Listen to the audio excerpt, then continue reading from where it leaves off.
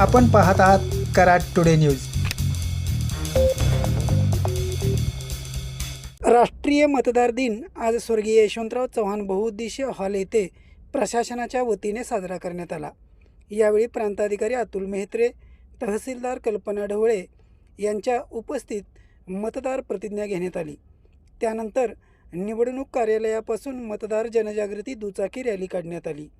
या रॅलीत प्रांताधिकारी, तहसीलदार यांच्यासह नायब तहसीलदार बाबुराव राठोड, हेमंत वेस्के, साहिला नाईकवडी, बाजीराव पाटील, स्वीप पथकाच्या प्रतिभा लोंढे, सुनील परीट, आनंदराव जानोगडे, महेंद्र भोसले तसेच प्रांत व तहसील कार्यालयातील अधिकारी कर्मचारी मोठ्या संख्येने सहभागी झाले होते। आम्ही भारताचे नागरिक लोकशाहीवर दृढ श्रद्धा ठेवून आमच्या देशाच्या लोकशाही परंपरांचे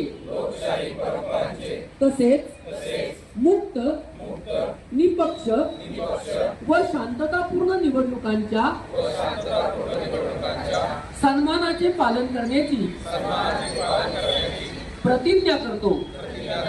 तसेच धर्म, वंश, जात, समुदाय, भाषा किंवा कोणत्याही प्रलोभनाच्या प्रभावाखाली न येता निर्भयपणे प्रत्येक निवडणुकीत मतदान करण्याची प्रतिज्ञा करतो।